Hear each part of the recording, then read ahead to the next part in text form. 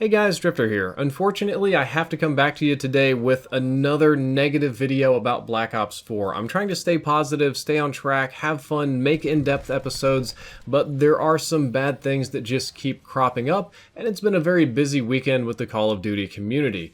Pretty much all over Reddit, all over Twitter, my Discord. If I just open the mailbox, a dude is going to pop out and talk about it. 20 Hertz servers, obviously the title of this video. I've had about 1,000 people share with me Battlenonsense's video, ask for my opinion, feedback, is it legitimate, can I verify? A couple of thousand angry tweets that I'm tagged in along with developers for some strange reason. But yeah, I've definitely heard about the 20 Hertz servers, and that's today's video. And I want to start it off with something that's just going to be a hard pill for a lot of you to swallow, and that's that it's legitimate. We are legitimately running on 20 Hertz servers right now. Battlenonsense is the best at what he does in our community and in many others. When it comes to testing network connections on YouTube, he is top tier. His level of expertise, his hardware, software, education, I think he's a network engineer if I'm not mistaken, and pretty much everything about Battlenonsense is legitimate. He also tested this very publicly and presented public data, so I am under no inclination whatsoever to believe that this is not legitimate. We are running on 20 Hertz servers. The other part of this is that it's definitely a downgrade from the beta measurements of 60 Hertz because he did the exact same test during the beta and got 60 Hertz. And it's even a downgrade from World War II because World War II ran at 60 Hertz, and if I'm not mistaken, I think Infinite Warfare also ran at 60 Hertz. It's a lot better than the 10 Hertz shenanigans that Modern Warfare Remastered tried to pull off. That one was very noticeable and very painful for me to try to play through during the IW year. But yeah, it's real, and it's a real downgrade, which sucks for you as a player.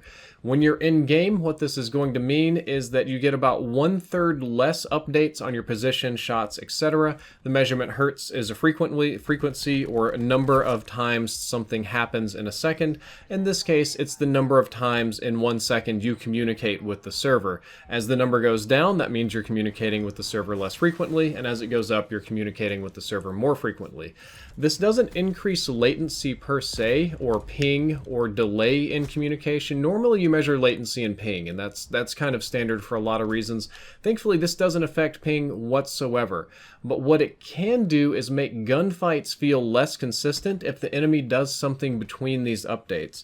And the reason for that is that Call of Duty as an engine, and once you start talking about lag compensation, we're going off into like quantum time travel land, and it gets extraordinarily complicated.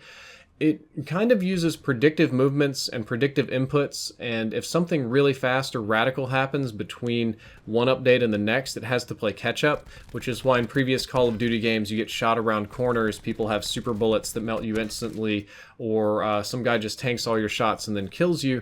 It's because he performed these actions in between the time the server was updating, or they had a packet drop on one of those updates, which gave that player a very, very large advantage over you, and the less updates you have, the more likely those kind of moments can occur. In a game like Call of Duty, where you shoot really quickly, the guns are deal high damage, and even, compared to other games, Black Ops 4, you do die fast. Fast updates are very important. As Battlenonsense has also showed many times over, and compared to other games, Call of Duty is pretty much bottom of the barrel when it comes to tick rate, which is the 20 Hertz. 20 Hertz is a very, very last-gen console kind of thing. PC has been on 60 Hertz, 120 Hertz, 240 Hertz for a very, very long time. Very few PC games you find now with less than 30 or 40. I think Fortnite runs at 40 even on consoles. And the majority of PC games that do online are going to be at 60 Hertz or 3 times faster than what Call of Duty has. I do think that it's very fair that some of you as gamers feel cheated by this beta as false advertising, because you played the beta with one set of network settings and you got used to that and you experienced it, and then you come to the full game expecting upgrades, if anything, because ideally the full game is better than the beta and all the bugs have been fixed, right? And unfortunately what you get is lesser. But then again, Treyarch never really advertised tick rates or talked about them. They just kind of let them go in the background. Battlenonsense did a video about them during the beta, and he announced 60 Hertz, and it was pretty good on the internet. I think it got a lot of views. Battlenonsense videos, he doesn't make a ton of them, but the videos that he does make get a lot of views, and they're viewed by a really hardcore techie community, and I assume that somebody at Treyarch probably saw it. Can't guarantee. I mean, Can't guarantee that people are watching YouTube all the time, right? But nobody corrected him. Nobody said, no, this isn't the case.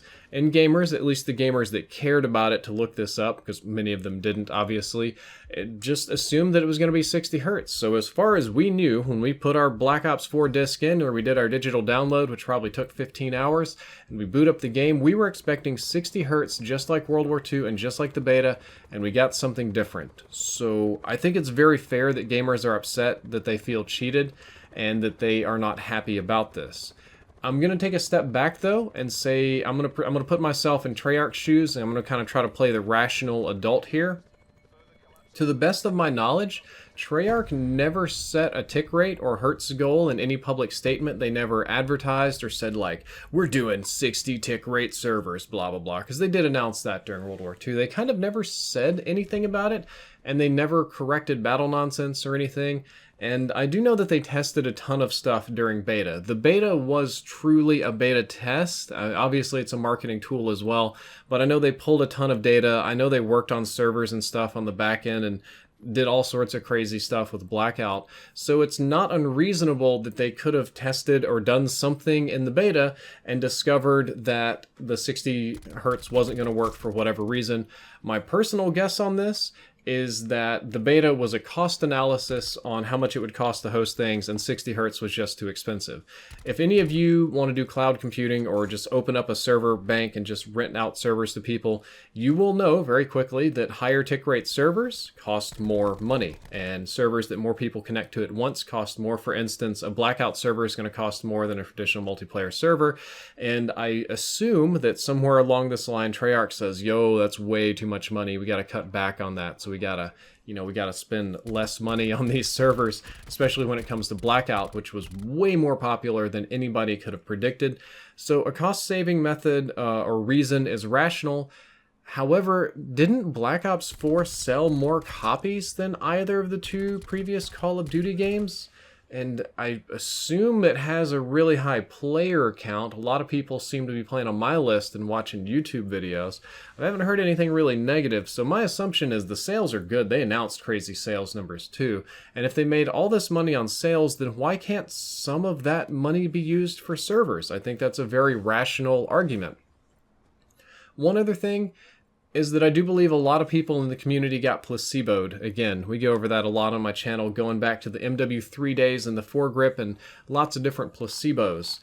Lag complaints about Black Ops 3 were pretty minimal this year for launch week. Normally you got like a rosy couple of days and then people start showing super bullets and getting shot around corner and they get mad, and we did have like the ghost peeking and the peeker's advantage and stuff, but I didn't see that many posts or tweets about every game is terrible lagging, every game I'm trading kills, every game is unplayable. There were relatively few of those, so I think most players were okay with the 20 hertz, and I don't think a lot of them noticed it. You'd have to be a pretty advanced gamer, like really, really good to truly notice the difference. And realistically, server tick rates aren't going to make or break the purchase decision for 99% of COD fans who are very casual gamers and probably aren't watching my videos. They're probably just reading the back of the box somewhere in a store trying to make up their mind, and it doesn't really matter what the tick rates are to that demographic of people. So that's my overall opinion on this, and at the end of the video I would just like to say, Treyarch, for reals, can we get some 60 tick rate going on? Like, 20 isn't going to kill me, especially in Blackout, because I get that there's 100 people, but if I'm going to be playing multiplayer, especially after World War II got me all nice and spoiled, can I get some 60 tick? Can we pick this up back to modern standards like Overwatch, CSGO? A more twitchy shooter should have a higher tick rate, and that's something that I would like to see. Hopefully they do it. Hopefully they justify the extra cost at some point. And yeah, that's about it for this video. I've got a little bit of extra gameplay here at the end because the YouTube algorithm does not like videos that are under 10 minutes long, nor do their advertising partners. So I'm going to go ahead and put up about 1 more minute of fun gameplay, get that length, make the YouTube algorithm happy, and do a thing. Guys, I hope you enjoyed it. I hope you learned something useful. If you did, don't forget to like, favorite, and subscribe. Drifter out. Zone evac orders are in effect.